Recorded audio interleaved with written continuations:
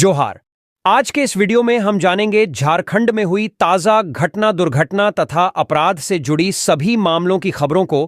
अगर आपने अभी तक आज के 50 बड़ी खबरों का अपडेट्स वीडियो नहीं देखा है तो चैनल पर जाकर देख सकते हैं और इस वीडियो के डिस्क्रिप्शन में भी लिंक है, तो आप यहां से भी देख सकेंगे। तो चलिए शुरू करते हैं। फैक्ट्री का बॉयलर फटने से हादसा, पिता की जलकर मौत, पुत्र गंभीर। सरायकेला आदित्यपुर औद्योगिक क्षेत्र अंतर्गत 7 फेज स्थित ताला इंटरप्राइजेज नामक कंपनी में हादसा हुआ है। फैक्ट्री का बॉयलर ब्लास्ट होने से एक व्यक्ति की मौत हो गई। वहीं इस हादसे में वहीं पर काम कर रहा एक अन्य व्यक्ति गंभीर रूप से झुलस गया है, जिसे इलाज के लिए अस्पताल में भर्ती कराया गया, जहां उसकी स्थिति गंभीर बनी हुई है। मृतक की पहचान मदन प्रसाद निवासी भाटिया बस्ती के रूप में की गई है और जख्मी शुभम प्रसाद मदन का पुत्र है। कंपनी प्रबंधन और परिजनों से प्राप्त जानकारी के अनुसार शनिवार रात करीब 7 बजे में अचानक कंपनी में आग लग गई। ये आग बॉयलर ब्लास्ट होने से लगी थी। इस हादसे के समय पिता और पुत्र यहां पर एक साथ काम कर रहे थे। फैक्ट्री में आग लगने के कारण पिता बुरी तरह से आग की चपेट में आने से पूरी तरह जल गए, जबकि पुत्र शुभम प्रसाद गंभीर रूप से झुलस गए। वहां से घायल को फौरन अस्पताल ले जाया गया। इस हादसे की जानकारी मिलने के बाद मौके पर आदित्यपुर थाना पुलिस पहुंची और जांच शुरू कर दी। थाना प्रभारी राजीव कुमार सिंह ने इस हादसे और उसमें मारे गए शख्स की पुष्टि करते हुए बताया कि यह कंपनी 2 माह पूर्व शुरू हुई है। यहां सीमेंट के प्लास्टिक के बोरे को गलाकर रॉ मटेरियल बनाया जाता है। स्थानीय लोगों की सूचना पर अग्निशमन की टीम पहुंचकर आग बुझा दिया है। यह कंपनी किराए पर चलाई जा रही थी। अरुण सिंह नामक व्यक्ति से यहां कंपनी किराए पर लेकर चलाई जा रही थी। तेज रफ्तार मोटरसाइकिल पेड़ से टकराई, 2 युवकों की मौत। लोहरदगा जिले के कुड़ू थाना क्षेत्र में सड़क दुर्घटना में 2 युवकों की मौत हो गई। दोनों युवक मोटरसाइकिल पर सवार होकर जा रहे थे। इसी दौरान मोटरसाइकिल अनियंत्रित हो गई, जिसके बाद दुर्घटना में दोनों युवकों की मौके पर ही मौत हो गई। घटना से गांव में मातम पसरा है। सूचना मिलते ही पुलिस मामले की जांच में जुट गई। घटना कुड़ू थाना क्षेत्र के ब्लॉक मोड़ के समीप सुंदरू रोड पर हुई। स्थानीय लोगों के अनुसार कुड़ू थाना क्षेत्र के सिंजो गांव निवासी आसिफ अंसारी का पुत्र अशरफ अंसारी और साजिद अंसारी का पुत्र दिलशाद अंसारी एक शादी समारोह में शामिल होने कुड़ू गए थे, जहां से दोनों मोटरसाइकिल पर सवार होकर सुंदरू गांव की ओर जा रहे थे। इसी दौरान सुंदरू गांव के पास मोटरसाइकिल अनियंत्रित होकर सड़क किनारे पेड़ से टकरा गई, जिससे दोनों की मौके पर ही मौत हो गई। घटना की सूचना स्थानीय थाना को दी गई। पुलिस मौके पर पहुंची और शव को अपने कब्जे में लेकर पोस्टमार्टम के लिए लोहरदगा सदर अस्पताल भेज दिया।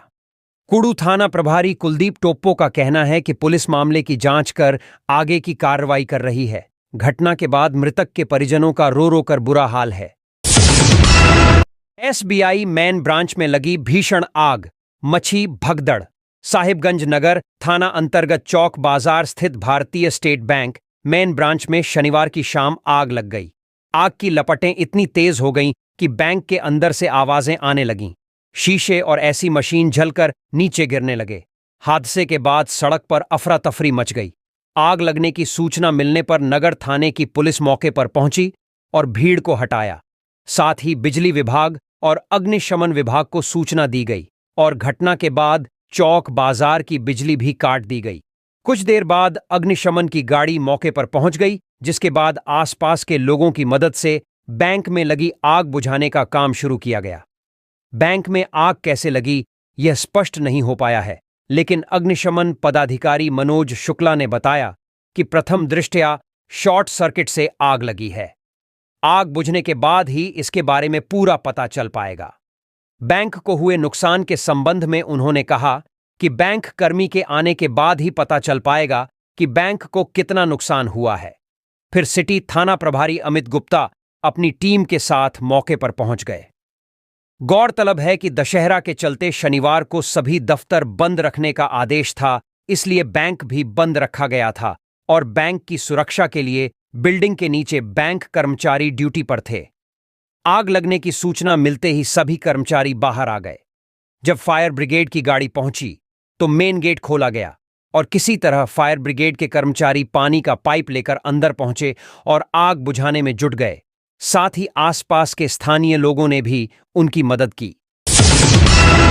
दुमका में हादसा, मिट्टी में दबकर 2 बच्चे की मौत। देवघर बासुकीनाथ नेशनल हाईवे में बहुत ही दुखद घटना विजयदशमी के दिन हुई है। एक तरफ मां की पूजा में सभी व्यस्त रहे और दूसरी तरफ कहीं ना कहीं किसी न किसी की गलती के कारण 2 मासूम बच्चे अकाल काल के गाल में समा गए। इस घटना से पूजा पाठ के दिन इलाके में मातम पसर गया है। परिजनों और प्रत्यक्षदर्शियों से मिली जानकारी के अनुसार बासुकीनाथ देवघर मुख्य मार्ग पर निर्माणाधीन नेशनल हाईवे पर जोगिया मोड़ के पास मिट्टी का एक बड़ा ढेर पड़ा है। इस ढेर में खेल रहे 2 बच्चों की मिट्टी में दबकर दर्दनाक मौत हो गई। इस घटना के संबंध में बताया जा रहा है कि निर्माणाधीन सड़क के मिट्टी के ढेर में हथनामा गांव के सिद्दीक मियां एवं मुमताज मियां के 2 नाबालिग बच्चे अन्य बच्चों के साथ खेल रहे थे कि एकाएक मिट्टी का ढेर धंस गया और दोनों बच्चे मिट्टी के अंदर दब गए। इसकी जानकारी मिलने पर परिजनों ने पोकलेन और जेसीबी की सहायता से मिट्टी का ढेर हटवाया, लेकिन तब तक दोनों बच्चों की मौत हो चुकी थी। घटना की जानकारी होने पर जरमुंडी के पुलिस निरीक्षक सह थाना प्रभारी श्यामानंद मंडल मौके पर पहुंचे और शवों को अपने कब्जे में ले लिया और पुलिस जांच में जुट गई है। देवघर बासुकीनाथ के बीच बन रहे नेशनल हाईवे निर्माण के लिए लगाए गए मिट्टी के ढेर में दबने से 2 बच्चे की हुई मौत। घटनास्थल पर पहुंची जरमुंडी पुलिस घटना की छानबीन कर रही है। स्थानीय लोगों ने बताया कि संवेदक की लापरवाही से घटना घटी है। इस दिशा में भी जांच की जा रही है। गुमला में वज्रपात से 2 मासूम की मौत, 2 गंभीर रूप से घायल। गुमला जिले के पालकोट प्रखंड बकरी चराने गए 4 बच्चे वज्रपात की चपेट में आ गए। इनमें 2 बच्चों की मौके पर ही मौत हो गई। घटना पालकोट के बिलिंगवीरा पंचायत के पीढ़ा चट्टान गांव की है, जहां शुक्रवार की शाम करीब 4 बजे वज्रपात की चपेट में 4 बच्चे आ गए। इनमें सोमराज राम, राहुल राम, सुनील राम, बिंदेश्वर राम शामिल हैं। सोमराज राम और राहुल राम की मौके पर ही मौत हो गई। चारों बच्चे बकरी चराने जंगल गए थे। बारिश होने पर वे जंगल में एक गुफा में छिप गए, लेकिन इसी बीच आसमान से बिजली गिरी, जिसकी चपेट में वे आ गए, जिससे 2 की मौके पर ही मौत हो गई, जबकि अन्य 2 को इलाज के लिए अस्पताल में भर्ती कराया गया। हालांकि वज्रपात की चपेट में आने के बाद सभी बच्चों को गांव में लाया गया और सभी को गोबर के ढेर से लेप दिया गया ताकि वज्रपात का असर कम हो सके। स्थानीय लोगों ने बताया कि पालकोट से पीढ़ा चट्टान गांव की दूरी काफी लंबी है, इसलिए बच्चों को अस्पताल लाने के लिए वाहन की व्यवस्था करने में देरी हुई। किसी तरह वाहन की व्यवस्था की गई और सभी बच्चों को पालकोट अस्पताल लाया गया, जहां 2 बच्चों सोनाराम और राहुल राम को मृत घोषित कर दिया गया। इस घटना के बाद गांव में मातम पसरा हुआ है। परिजन गमगीन हैं।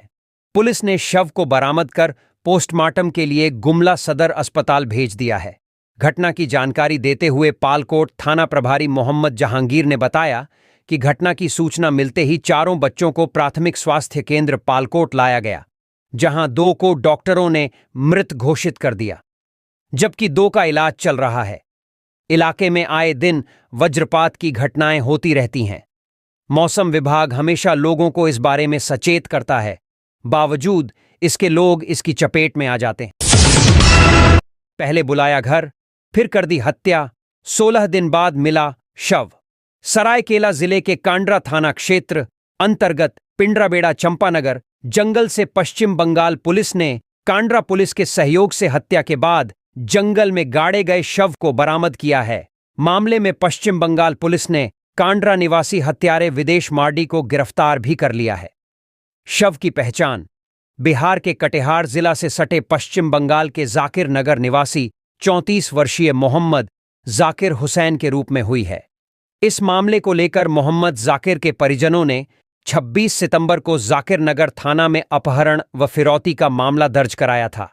जाकिर नगर पुलिस ने मृतक जाकिर के मोबाइल लोकेशन के आधार पर कांड्रा थाना पुलिस के सहयोग से मामले के मुख्य अभियुक्त विदेश मार्डी को धर दबोचा है। कड़ी पूछताछ करने पर अभियुक्त ने उसकी हत्या कर देने की बात कही और दफनाए गए जगह पर पुलिस को लेकर पहुंचा, जहां कांड्रा पुलिस ने मजिस्ट्रेट की उपस्थिति में चंपानगर के जंगल से जाकिर के शव को बरामद कर पोस्टमार्टम के लिए भेज दिया है। मिली जानकारी के अनुसार जाकिर हुसैन बेंगलुरु में सिविल कंस्ट्रक्शन कार्य में सुपरवाइजर का काम करता था। इसी कड़ी में बेंगलुरु में कार्य के दौरान जाकिर का कांड्रा के विदेश मार्डी से संपर्क हुआ था। इसके बाद मजदूर देने के नाम पर विदेश ने जाकिर को चिरुगोड़ा अपने गांव बुलाया था।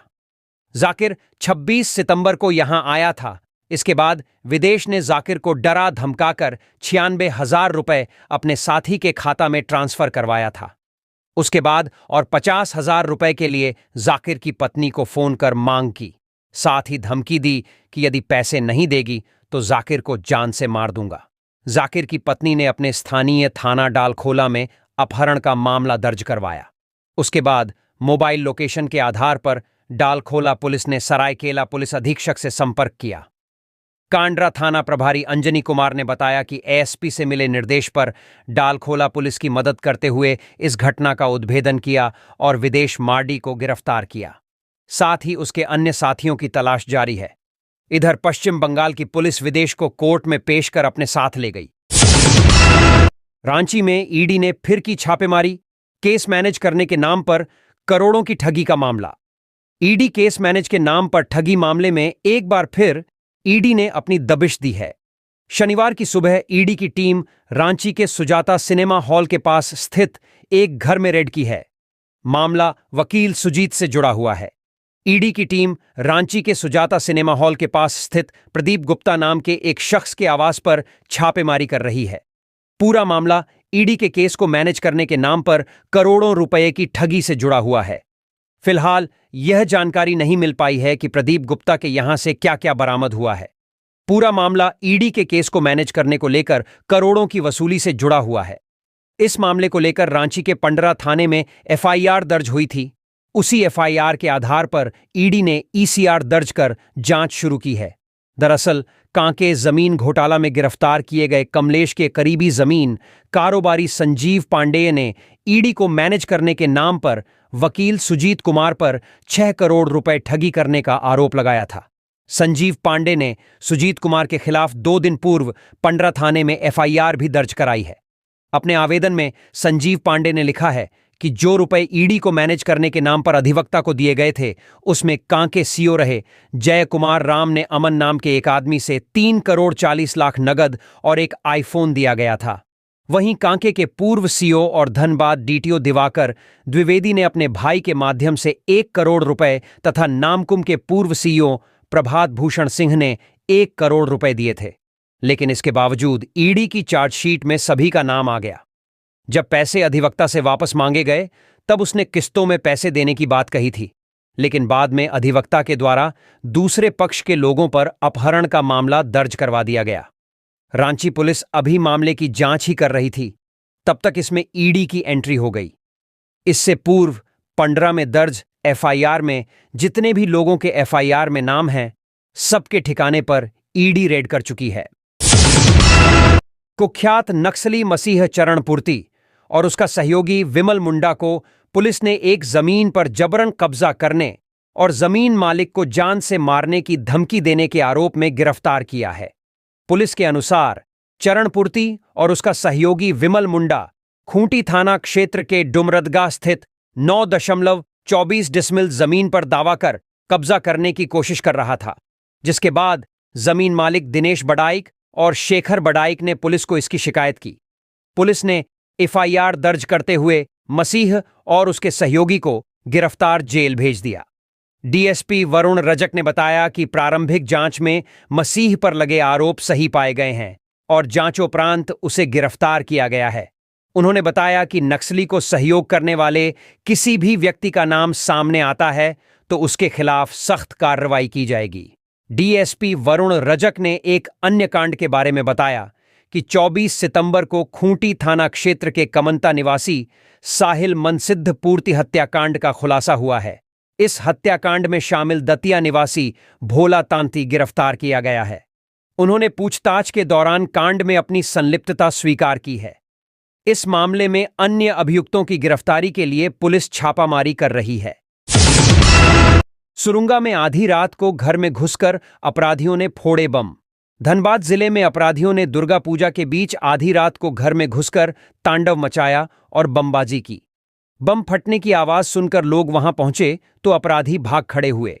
घटना शुक्रवार और शनिवार की दरमियानी रात करीब 12:40 की है। धनबाद जिले के अलकडीहा ओपी अंतर्गत सुरुंगा में अपराधियों ने रैयत विस्थापित ग्रामीण मोर्चा के पांडव रजक के घर में पहुंचकर आतंक मचाया। अपराधियों ने बम भी फोड़ा।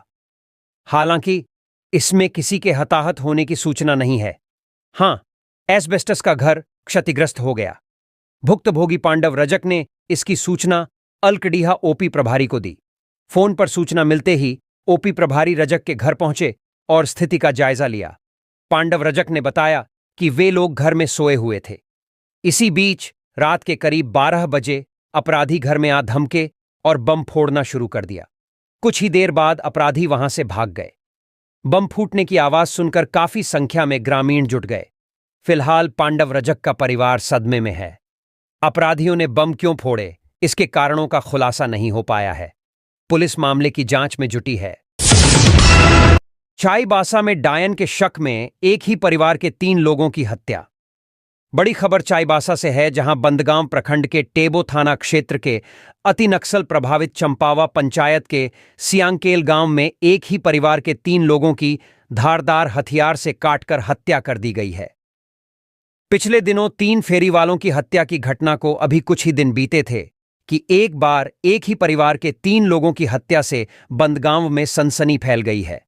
बताया जा रहा है कि बंदगांव प्रखंड के टेबो थाना क्षेत्र के अति नक्सल प्रभावित चंपावा पंचायत के सियांकेल गांव में एक बुजुर्ग दंपति समेत उनकी 24 वर्षीय बेटी की डायन बिसाही के आरोप में धारदार हथियार से काटकर निर्मम हत्या कर दी गई है।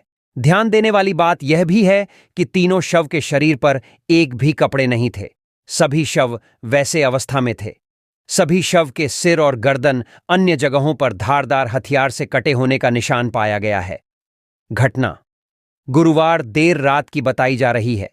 जिन लोगों की हत्या की गई है उनमें पति डुगलू पूर्ति उम्र 57 वर्ष, पत्नी सुखबरो पूर्ति उम्र 48 वर्ष और बेटी डस्किर पूर्ति उम्र 24 वर्ष शामिल हैं। सभी बंदगांव प्रखंड के टेबो थाना क्षेत्र के सियांकेल गांव के रहने वाले हैं। घटना के संबंध में मृतक दंपति के भतीजे हरि प्रकाश पूर्ति ने शक जाहिर करते हुए कहा है कि उनके चाचा चाची और उनकी चचेरी बहन की डायन बिसाही के आरोप में हत्या की गई होगी। बताया जाता है कि 10 अक्टूबर की रात को अज्ञात हमलावरों ने तीनों को उनके घर से खींचकर बाहर निकाला और उसके बाद उनकी धारदार हथियार से काटकर निर्मम हत्या कर दी। इसके बाद हत्यारों ने साक्ष्य छुपाने के लिए तीनों के शव को दूर जंगल के चुरिंकोचा पहाड़ स्थित घने जंगल में ले जाकर फेंक दिया था। शुक्रवार को जंगल लकड़ी चुनने गए कुछ लोगों ने तीनों शव को दिखा। इसके बाद इसकी जानकारी टेबो पुलिस को दी, लेकिन घटनास्थल अति नक्सल प्रभावित होने के कारण पुलिस शनिवार को भारी सुरक्षा व्यवस्था के बीच घटनास्थल पहुंचकर तीनों शव को जब्त किया। जब पुलिस शव जब्त किया तो घटनास्थल पर तीनों शव पूरी तरह से वैसे अवस्था में था। दोनों महिला का शव के ऊपर एक भी कपड़ा नहीं था। शव के सिर और गर्दन में धारदार हथियार से काटे जाने का निशान पाया गया। पुलिस ने तीनों शवों जब्त कर पोस्टमार्टम के लिए चक्रधरपुर अनुमंडल अस्पताल भेज दिया है। हालांकि पुलिस तीनों की हत्या के पीछे डायन बिसाही के आरोप से फिलहाल इनकार कर रही है। पुलिस का कहना है कि इस हत्याकांड को लेकर जांच चल रही है और पुलिस हत्या के कारणों के हर बिंदु पर अनुसंधान कर रही है।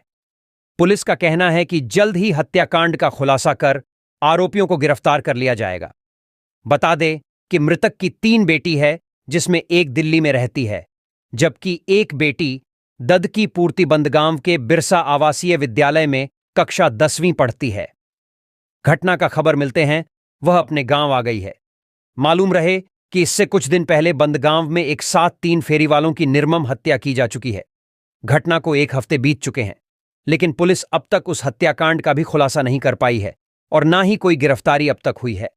अब एक और हत्याकांड से पुलिस के लिए चुनौती है। 2 दिनों से लापता 30 वर्षीय युवक का शव तालाब से बरामद हुआ। कोडरमा थाना अंतर्गत हरिसभा स्थित बोनाकाली के पीछे तालाब से बोनाकाली निवासी 30 वर्षीय दिलीप दास का शव बरामद किया गया। जानकारी के अनुसार उक्त युवक 2 दिनों से घर से लापता था। परिजनों ने काफी खोजबीन किया मगर पता नहीं चल सका था। इधर शुक्रवार की सुबह ग्रामीणों ने शव को तालाब में तैरता देख पुलिस को खबर किया। खबर पाकर कोडरमा थाना प्रभारी सुजीत कुमार दल बल के साथ मौके पर पहुंचे और शव को अपने कब्जे में कर पोस्टमार्टम के लिए सदर अस्पताल भेज दिया। पुलिस इस मामले की जांच में जुट गई है कि यह मामला हत्या है या आत्महत्या। जानकारी के अनुसार मृतक हत्या के एक मामले में जेल भी जा चुका है और कुछ दिन पहले जेल से बाहर निकला था। तो ये थी आज की कुछ मुख्य बड़ी खबरें। जुड़े रहे इस चैनल के साथ। ऐसे ही आपको इस चैनल के माध्यम से झारखंड की तमाम छोटी बड़ी खबरों का अपडेट्स मिलता रहेगा। अब हमको इजाजत दीजिए। जोहार।